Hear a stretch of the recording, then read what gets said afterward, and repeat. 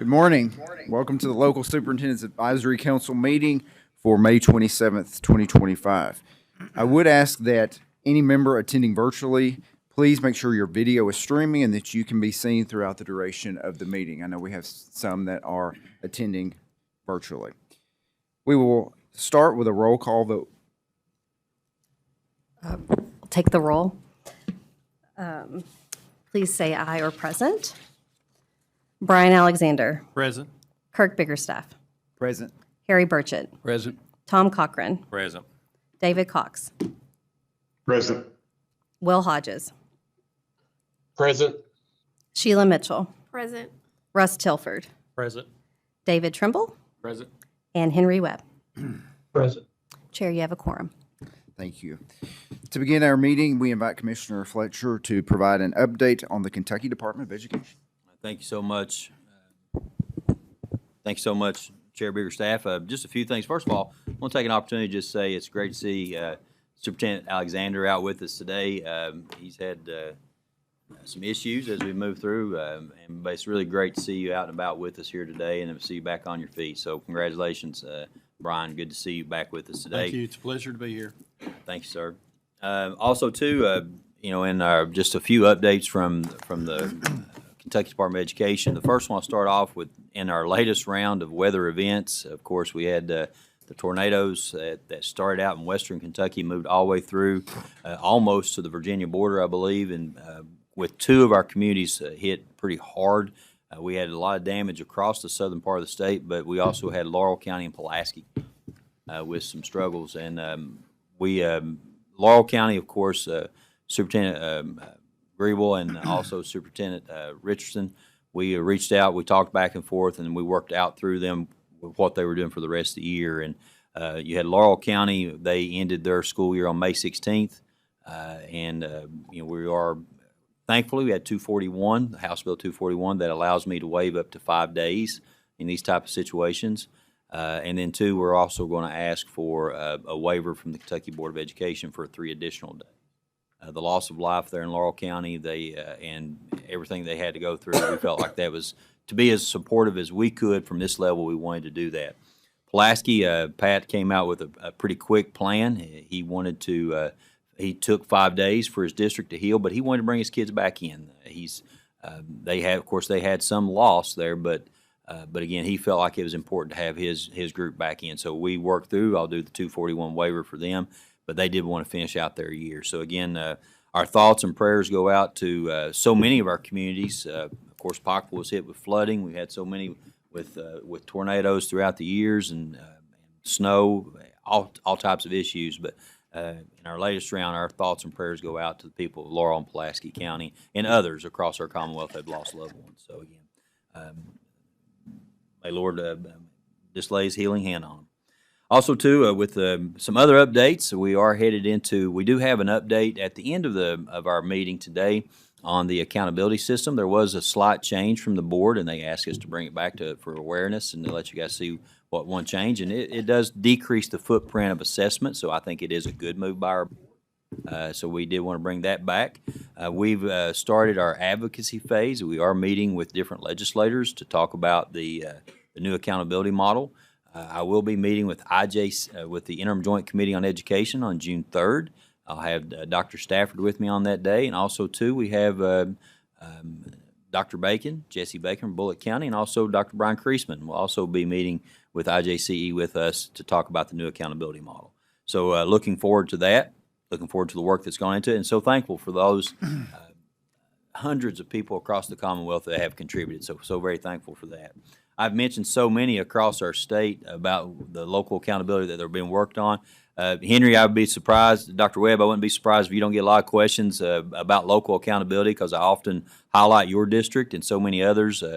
Shelby County, I hate to start mentioning names about local accountability, but I do mention a lot of our districts across our legislators to let them know, hey, these are things that are already going on that districts have worked at a high level on. I'm very proud of, and we want to try to spread out throughout our Commonwealth.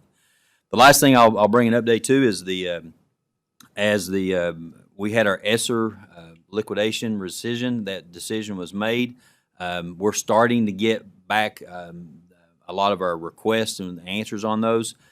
A large majority have been denials, and the only ones that have been granted have been, I think, with Boone County so far, and that was services directly to students.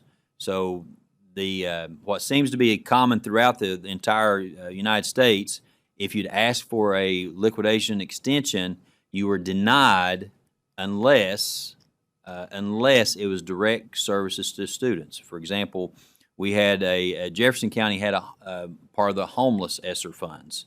That was denied because they were wraparound funds and they weren't directly to student services. So if you see things that are directly to student tutoring, something of that nature, those are the ones that have been added on to, have been approved so far. So as you know, there's so many of our districts had everything from bus projects, construction projects. A lot of those have been denied so far. We'll talk more about next steps and days to come. We are going through the next appeal process. I think Dr. Foster's already started with the homeless application. Dr. Matt Ross, Associate Commissioner Ross, and his team is looking at going through the final appeal process to try to make sure we get another opportunity to get those funding. So just so that you know, those are the 3 updates. There's a lot more others. I'll be happy to answer any questions that anyone may have. Anybody have any questions? Thank you, Dr. Fletcher. Moving on to our next item, work-based learning placements for state accountability. Welcome Dr. Beth Hargis from the Kentucky Department of Education's Office of Career and Technical Education to present applications for work-based learning placements for state accountability. Welcome. Good morning. Is it on? You're hearing it okay? Okay. May need to pull it a little closer, Dr. Hargis. All right. Thank you all so much. Per statute, we are asking for input from LSAC for work-based learning placements that are not associated with a work-based learning code nor offered during the regular school calendar. So these placements, per statute, must be brought before LSAC for input before we do take that on to the KBE for approval.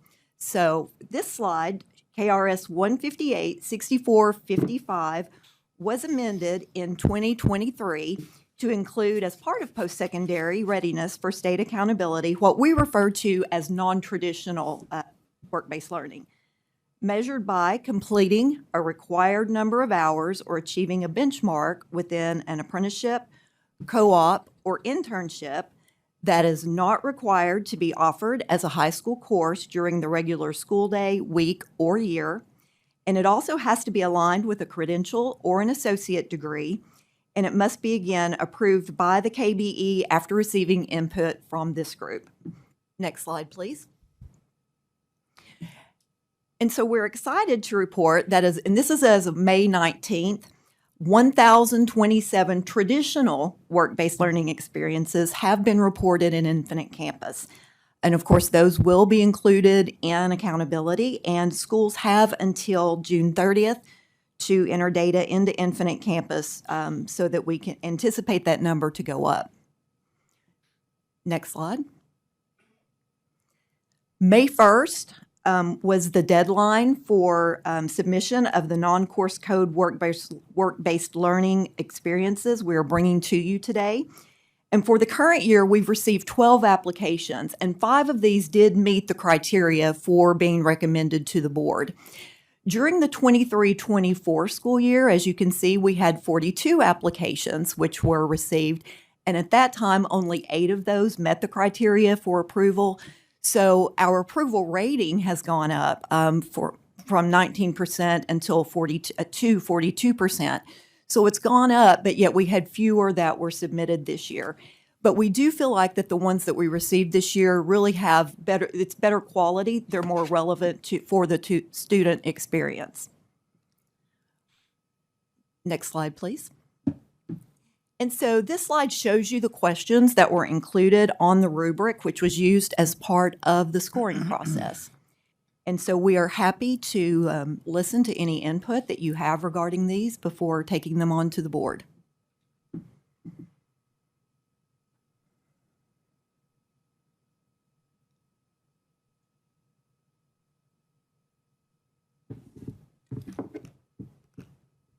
Anybody have any questions or comments?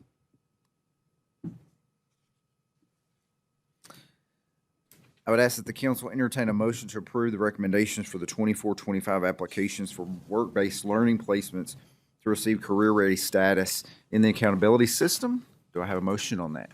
We have a motion. Do I have a second? Second. We have a second. At this time, we will have a roll call vote. Brian Alexander. Yes. Kirk Biggerstaff. Yes. Harry Burchett. Yes. Tom Cochran. Yes. David Cox. Yes. Will Hodges. Yes. Sheila Mitchell. Yes.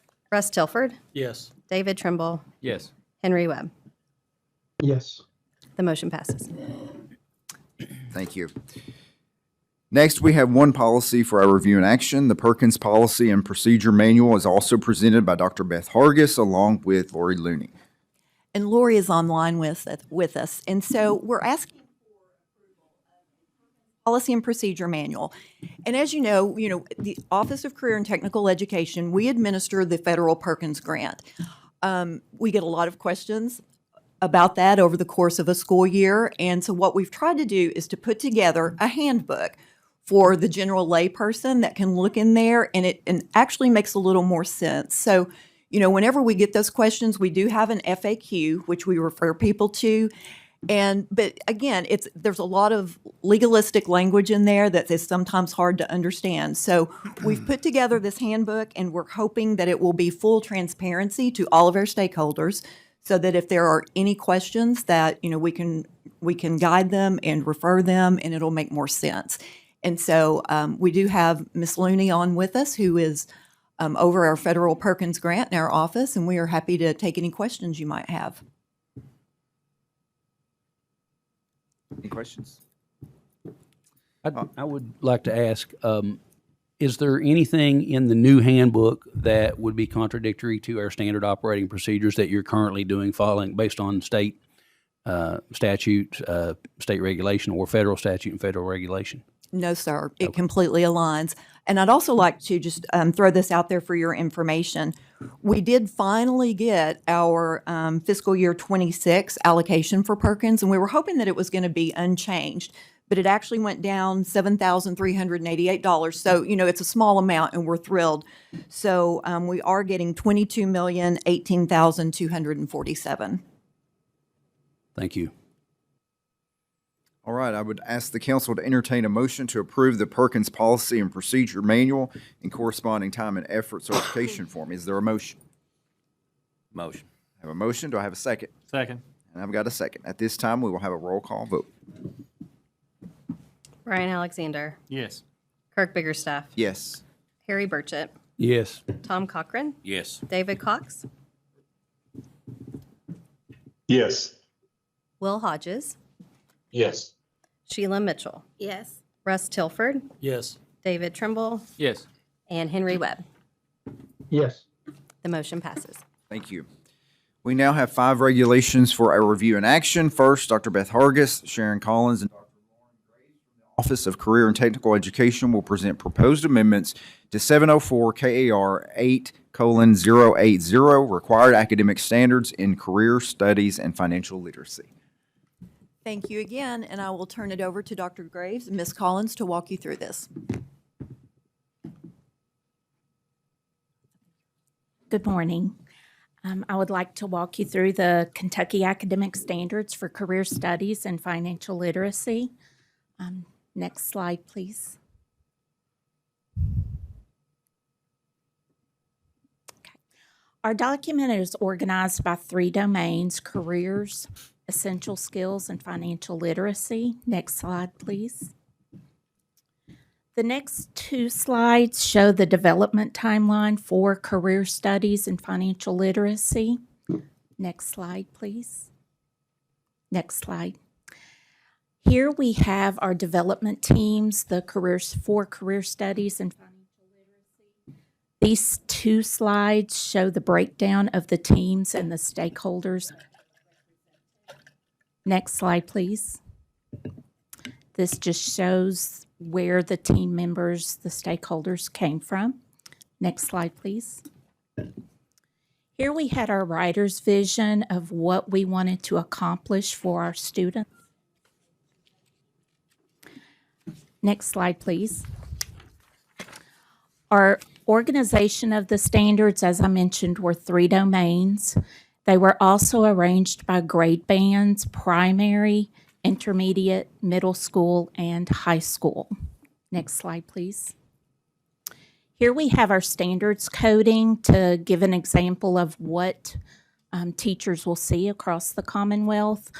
I'll just give one example. This is for financial literacy. So it is denoted by FL, and then we have intermediate, which is I, and then our standard numbers. Next slide, please. This shows just a more detailed document of essential skills for, and these are again for all grade band levels. Next slide. This is the careers. Next slide, please. And the financial literacy. Next slide, please. These standards went out for public comments. It went out through Kentucky Teacher, various newsletters from the Office of Career and Technical Education, as well as some consultants' newsletters. Next slide, please. This just shows a breakdown of the respondents, and these items were considered as the team reviewed the standards that were developed. Next slide. And next slide. Again, this is just a breakdown of where the comments came from. Next slide. Are there any questions?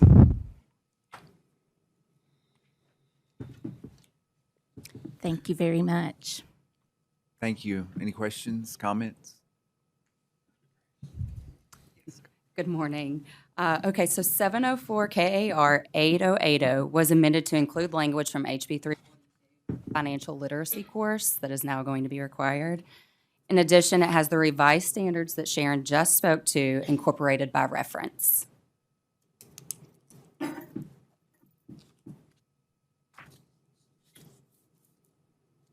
I would ask the council to entertain a motion to approve the amendments to 704 KAR 8080 required academic standards in career studies and financial literacy. Is there a motion? I make a motion. We've got a motion. Do I have a second? Second. We have a second. We'll now do a roll call vote. Brian Alexander, Yes.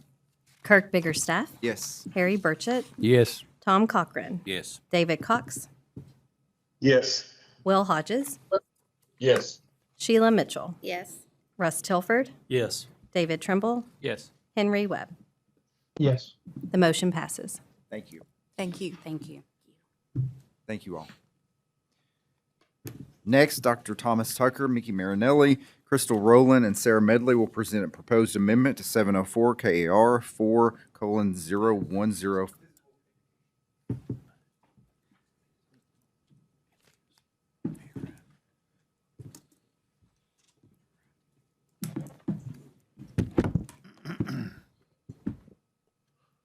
Good morning, members of LSAC. The Office of Teaching and Learning team will go over the next few amendments and the standards review process. They know I always brag on being a curriculum and standards nut. The way this process is laid out and the work that they've put in here it blows me away. One, when I think about this as a former principal, former superintendent, and a curriculum director in a large district. And we want to make sure, and I know they'll talk about all the stakeholders who are involved, but if this certainly hits the hands of our curriculum directors back in our local school districts, it hits the hands of our PLCs, the process that has been laid out here really will help out in the local district. So kudos to this team here, and I really appreciate them. Good morning, Superintendent. It's a pleasure to be here today. As Dr. Tucker suggested, we've got 3 items for your consideration. The first one is a regulation that is set to expire, and so we're making some technical amendments to keep that in place. It's regarding exemptions for physical education related to physical conditions or religious objections. So it's going to be important that's maintained. But Sarah Medley, our policy advisor, will walk you through the technical changes to that one so that you're informed and able to make your vote this morning. The other two items are closely related to what you just heard. So our academic standards for health education and for physical education have completed the review process, and we have those before you today. I'm joined by Crystal Rowland, who is the director of the Division of Program Standards, and she and her team oversee that process that's prescribed in KRS 158.6453. So I will turn it over to Sarah first to speak to that first regulation. Hi, good morning. The first regulation is 704 KAR 4010, physical education. As Mickey mentioned, this was going to expire, and so we do a review process ahead of time to renew the regulation to keep it current. We had some non-substantive changes that we included in the regulation. We updated the name of the board. We updated the reference to the standards. And this is something that has been in place for a long time. There are no changes on your end. It just allows you to continue to provide exemptions if need be for elementary or secondary physical education requirements for religious or physical purposes. Is that it? Yeah, Okay, for good. that one. Yeah. Unless you have questions. Does anybody have any questions?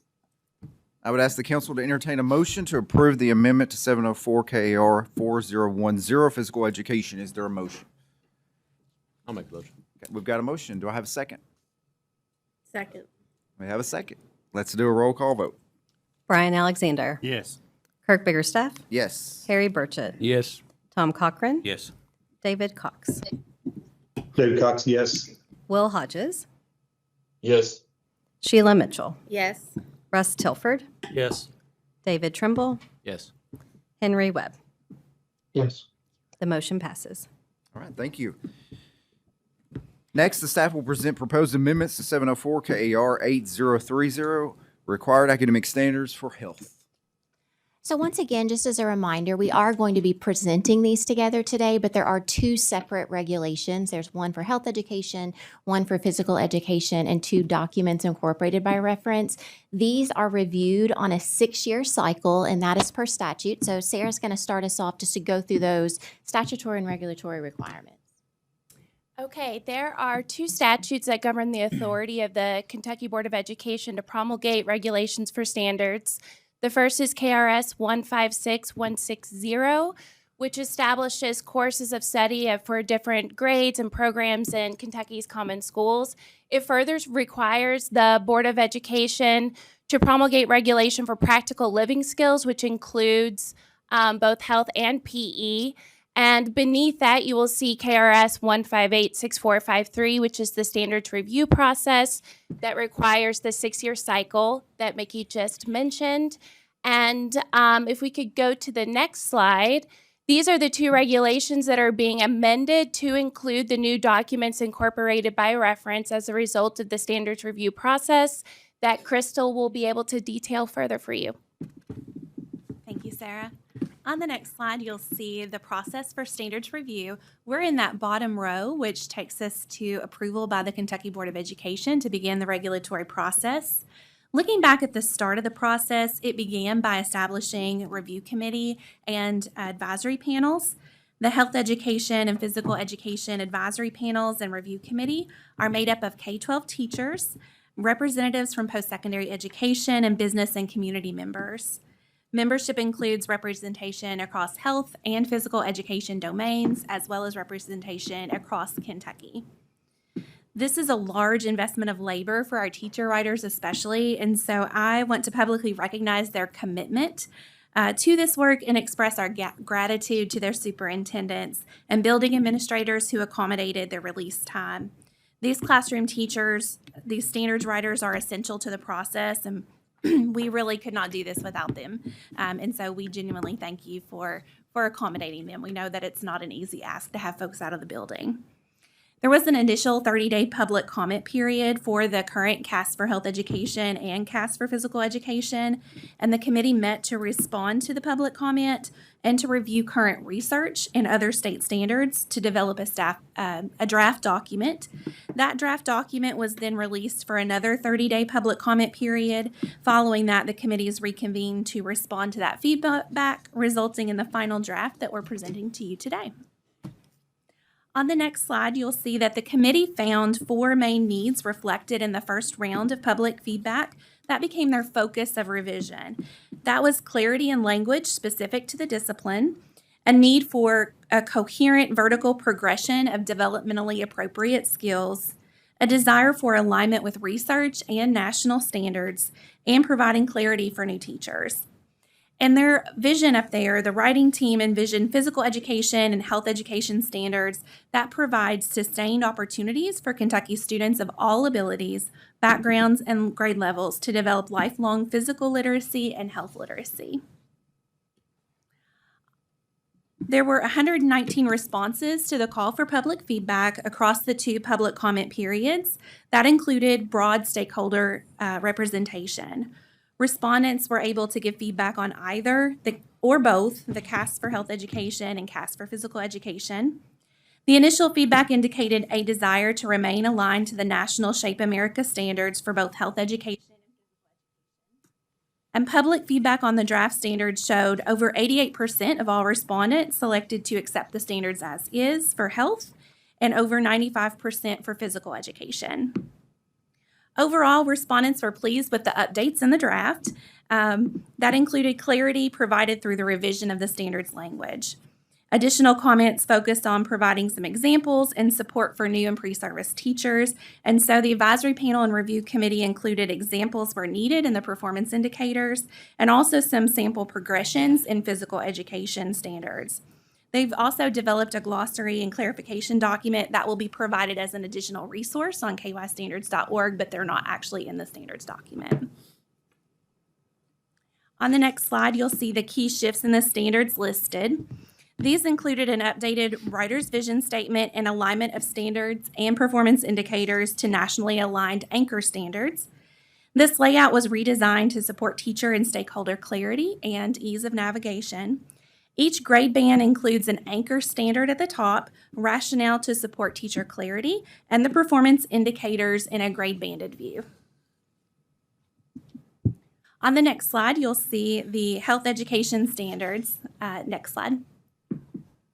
The health education standards encompass 8 anchor standards, which provide cognitive content to promote healthy lifestyles throughout childhood, adolescence, and into adulthood.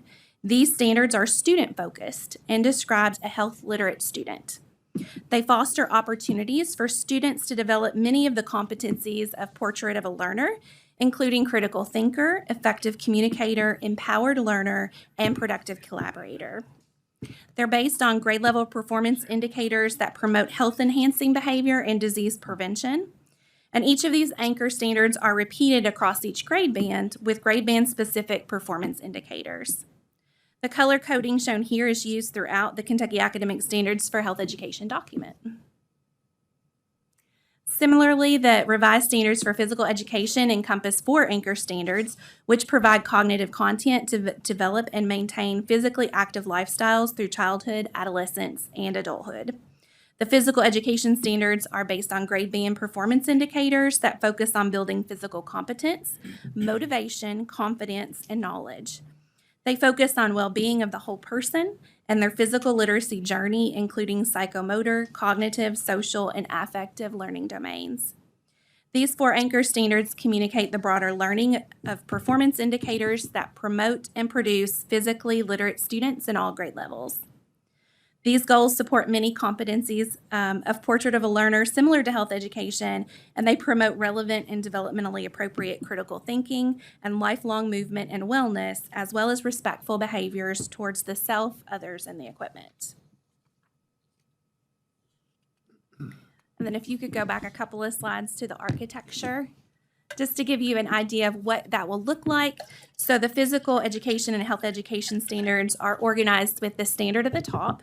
The rationale and performance indicators Underneath, the rationale includes context for teachers to understand what that looks like, and the performance indicators are for the progression in the grade band. So the new coding at the bottom, there's the standard number, and then there's the last grade in that grade progression, and then the performance indicator at the end for the coding. And again, I just want to thank you. If you've supported teachers being released for any of our standards review processes, we tremendously appreciate that effort to be able to include them. It is some of the best professional learning. It's fantastic to see them come together with other educators in their field from across the state. We know that they'll come back with a very intimate knowledge of standards, and we really hope that you see them as an asset to your districts and that you really tap into their professional learning and what they can provide back in your districts. And with that, if you have any questions about health and PE standards, I'm happy to answer those.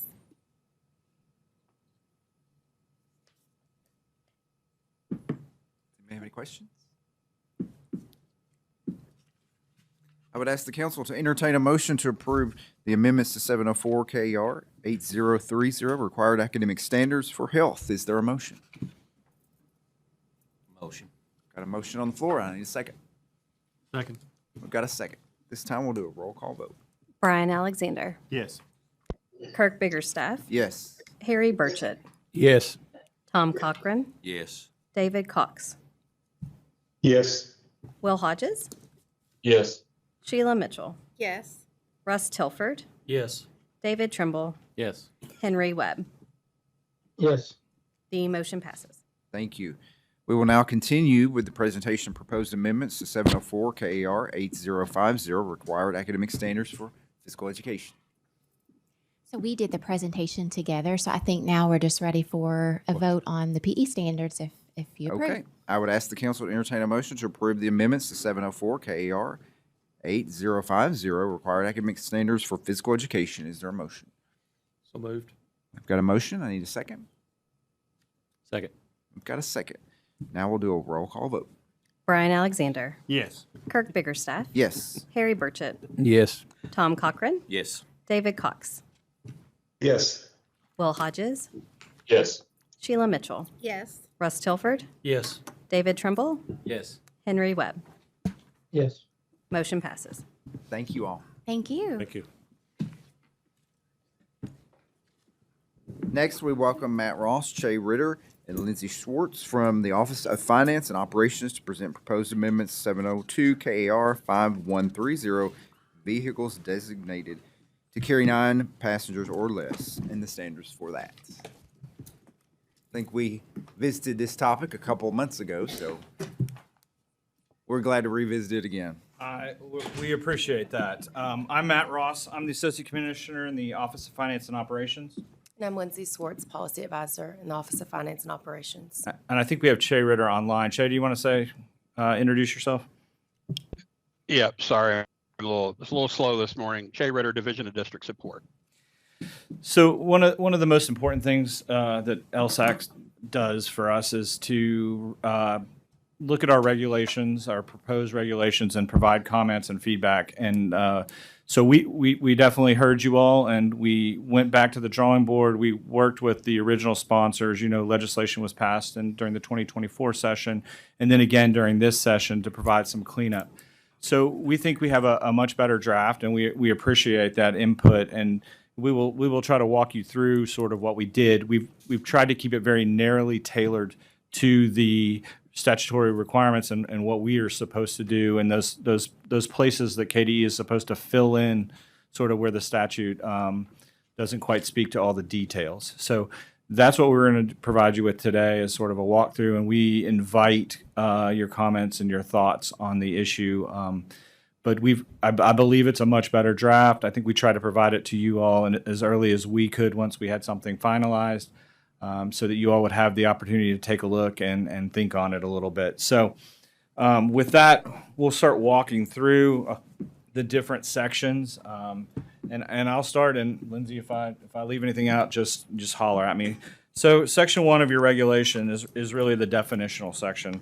I don't think you'll find too much that's controversial. It really sort of defines what we're talking about here. So the vehicles at issue are We've called them van regs, but it's really passenger vehicles that are designed to carry 9 passengers or less, right? So I think that's the big part of the definitional section. The section 2 talks about the alternative transportation plan. If a school district is going to use vehicles, the statute requires districts to submit an alternate transportation plan to the department. So, what is an alternate transportation plan? We kept it as simple as we could.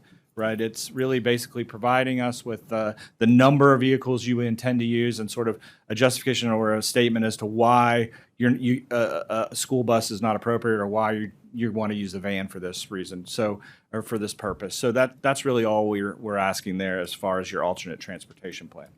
Section 3 gets into the vehicle requirements. And so this is sort of the stuff like signage, right? What kind of equipment are you required to carry in your van? So, first aid kit, seatbelt cutters, that kind of thing, bodily fluid cleanup kit, all those, important sort of things that you need to have on a vehicle that's transporting kids and people. Section 4 is the route safety standards, right? The pickup and drop off requirements. These largely follow the statute, really. You're not to drop a kid off where they'd have to cross a street. Really sort of safety sort of issues. Again, tried to keep it as narrowly tailored to the statutory requirements and not add additional things that would make this more complicated than it needed to be. Section 5 is your driver qualifications. We had some discussion around that. We talked to the sponsor. And so the driver qualifications, basically your district is required to adopt a policy. That policy needs to address drug policy, convictions, medications, those kind of things. And then the medical exam, I think we talked about that. We've made that, it looks exactly like your bus driver. So once every 24 months, I think they need to have a medical exam. So we've made those consistent. Section 6 is drug testing requirements. This was a statutory requirement, and a statutory tied it to a federal regulation similar to bus drivers, or exactly in parity with bus drivers, right? So, so that drug testing requires the driver to have a drug test prior to transporting, post-accident, has to have provisions for random and for reasonable suspicion drug testing. Section 7 is really the driver training. We talked a lot about driver training, I think, last time. We've tried to make it, simplify that even a little more, I think, or lessen the burden. Initially, there's a 3-hour required training, and then there is an annual 3-hour update required. The annual 3-hour update is a district level sort of training. What do you need? What are the specific sort of nuances or circumstances of your district? And then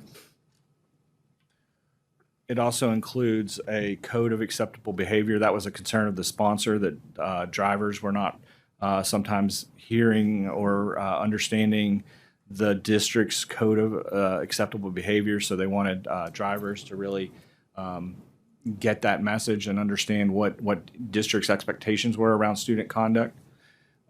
So we've built that in, and then a basic first aid and CPR every 2 years, like an update every 2 years. Section 8 is around insurance. So we received a question on this from Superintendent Webb. I thought it was a good question. So the question was, why did the insurance coverage go from $1 million to $1.5 million? So really looking around in the space for sort of what are other requirements to provide adequate liability coverage. We looked around, and there's the example, the closest thing we could find for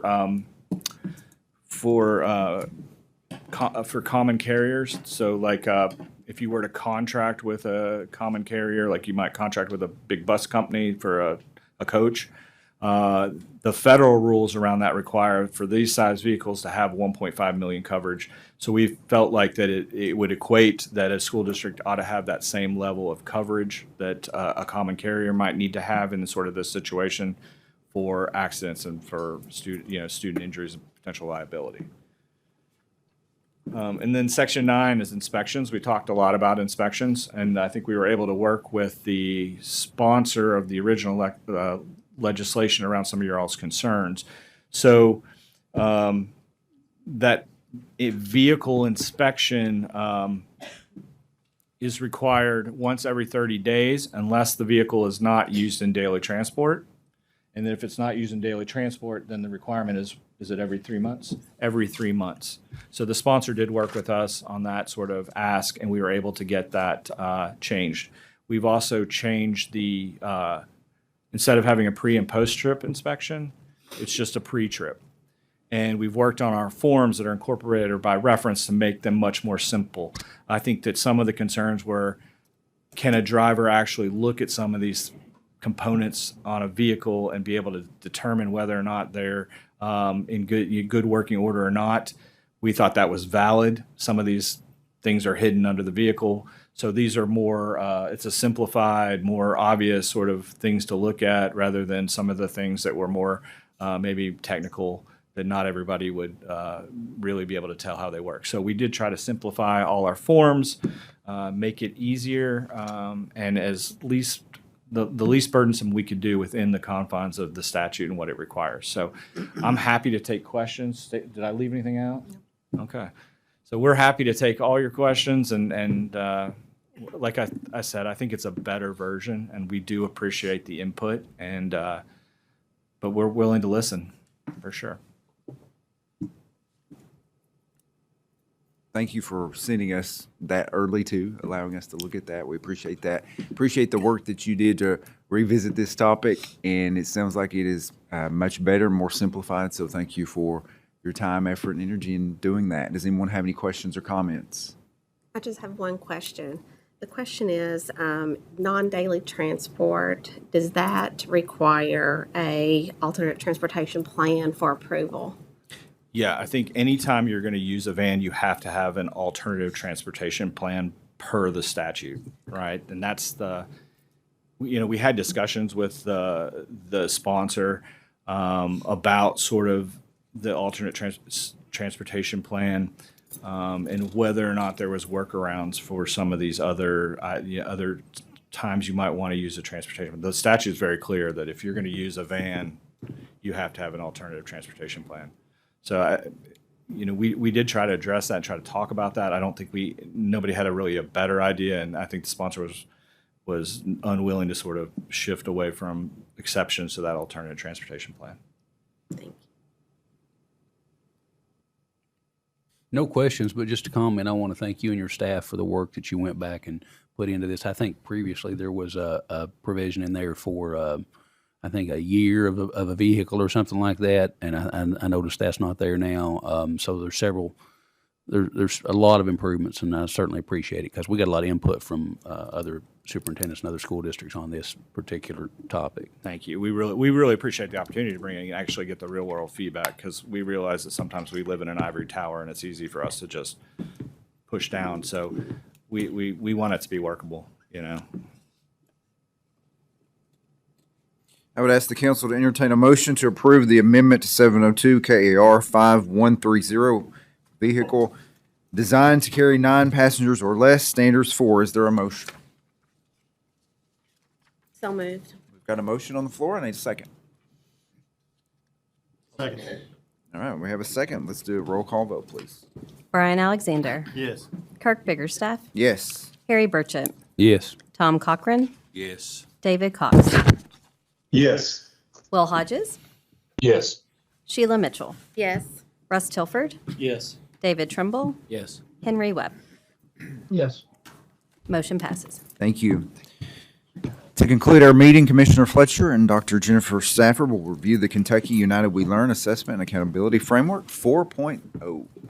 If I may, Chair Biggerstaff, before Dr. Stafford and I'll talk about the changes that our board had made some recommendations, I do want to give one more update that I failed to a little bit earlier, and I know it's something that's on everyone's mind. You know, these funds have been posted, and you should see what your allocations are per district. We did have some good news as it relates to Title I. Our Title I allocation was increased by $26 million to $307 million. From a federal standpoint, and you should have your district postings on that. And also, too, I want to thank my team here.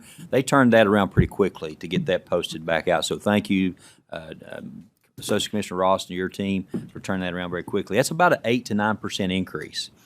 Some other things that, as Dr. Hargis pointed out, and this is what brought it to my attention a little bit earlier, there was a 7% or $7,000 decrease, but that's overall a $22 million budget. So again, that's a small amount. We did have IDEA. I think that's now posted for districts. We have $197 million, and that is down about $500,000. We have made, Greta Hilton and Associate Commissioner Hilton and her team has made some adjustments from the state level, so there would be no impact to districts. So districts should not see, unless there's some number changes, that $500,000 should not impact districts. It's all going to be absorbed at the state level of the hold that we have for those funds here. So I just want to make sure everyone aware. And also thank you to Associate Commissioner Hilton for working with our team so that districts don't take the hit for that. Thank you. And I'll turn it over to Dr. Stafford and want to thank her for the hard work and going back and forth. And we want to present some of the recommendations that came from our board at this time. Thank you. And good morning, everyone. It was 1 year ago this week that we created the first prototype for a new accountability model. Since that time, we've had 4 prototypes, and we've had an iterative process that we've gotten a lot of feedback from many of you, your stakeholders, your community. We've had surveys, we've had small groups, we've had town halls, all have gotten to us to this point. In March, you heard Framework 3.0, and we took your feedback along with the School Curriculum Assessment and Accountability Council's feedback to the Board of Education, and they made a couple of tweaks to 3.0 and asked for your feedback on what we're calling Framework 4.0. So if we'll go to the next slide, the 2 changes that the board made were that they asked that there's 2 systems. They asked for the system that we had originally called the federal accountability to be named state accountability that meets federal requirements. And then the other change that they asked to be made to not just the framework, but also to the technical document is that the social studies and writing was in 3.0 was tested and included in local accountability grades 3 through 10. And so they reduced that from 3 through 10 to once per grade band. So the changes there for that piece doesn't show up so much on the framework, but in the technical document. And so if we go to the next slide, you'll see here, this is the framework. The first page doesn't change. The priorities are still around spreading vibrant learning experiences, innovation in accountability and assessments, and also collaborating across communities and within our district. So nothing changed here. The next slide, you'll see here where that change is from the 2 distinct accountability systems, the left having the local accountability and the right having the state accountability that now says that it meets federal requirements. So it did prior to, but we just made that little tweak to the language there to say state accountability that meets federal requirements. That was the 2 tweaks. The last piece is around phasing any type of new system in. No changes here, again, to the framework. And the next slide has the times we met with our our SCAC Advisory Council on May 6th, and then your feedback here on the new framework will be taken to the Board of Education in June, early June. So any feedback on those two tweaks and those things? I'll add to that, one of the things that our cool council was, we're trying to reduce the footprint of state testing. And part of that local accountability in the 3.0, 4.0 model was to have local accountability to include some type of accountability for each grade level, 3 through 10. So to reduce that footprint, it just more to the grade bands, similar to what it is now. But again, how you do that, you have a lot of options locally on how you want to do your social studies and writing. You can either utilize, right now it's an opt-in test for us that we would provide, or districts can provide their own methods of assessing social studies and writing. So the two changes, again, going back, and if it did say on the slide with the circle with the two halves that it did say federal requirements up on the top right, just like Dr. Stafford pointed out. It did say federal requirements, federal indicators. Now it's just to say, it gives us a little bit of, if things change at the federal level, it's still state accountability. We just may have to make some changes. Any questions from the group? Hearing none, I do want to make one more announcement. Rhonda Sims has announced her retirement here. And so this is, I want to give her an opportunity to address LSAC, if it pleases the chair. Absolutely. To say what she would like to say. It's really on her mind. No, just give her an opportunity to address LSAC if she wouldn't mind. Sweet, Commissioner. Certainly. She's so totally surprised. I did not tell her I was going to do this. Surprise. That's all right. But it certainly has been a joy and delight to work with you. Some of you in roles of being DACs before you grew into your superintendent roles, and it's been a pleasure to learn from you. So I've got a great group, and they're going to keep on doing wonderful work with the leadership of Dr. Fletcher. And I'm just going to play. I'm going to improve my golf game, and I've got a trip to Hawaii scheduled for September. So you just kind of know one day when the time is right. And so I feel really great about the future of the department and the future of the Office of Assessment and Accountability. Thank you, Rhonda. And as a former principal, I know that you've been very helpful to the assessment coordinators statewide. So thank you for your time and service, and you will certainly be missed. But congratulations and good luck to your next chapter. Enjoy Hawaii. I will. So I'll be around cheering on the good work you keep doing. Thank you so Let's much. give a round of applause.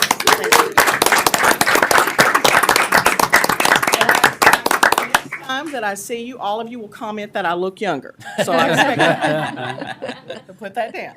I'll put one comment in. Several years ago, I might have been either at the end of my career as a principal or at the beginning of my superintendency, someone asked me, said, "Do you ever have a desire to be at KDE?" I said, "Absolutely not."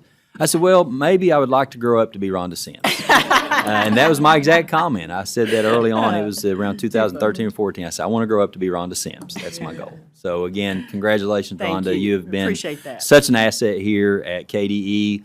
As a former principal, as a former superintendent, I know that once upon a time, maybe one of the superintendent of Lawrence County students, maybe his own child threw up on a test, and we had to call and get permit what we needed to do. So again, just even those small cases, the care that you and your team take care of each district when it comes to assessment accountability. I want to say thank you, and thank you for your leadership. Thank you for your service. Thank you to all of you. Keep doing that great work. All right. Do we have anything else? I need a motion to adjourn. So moved. All right. Thank you. Well, I guess I need a second on that too. I'll second. Okay.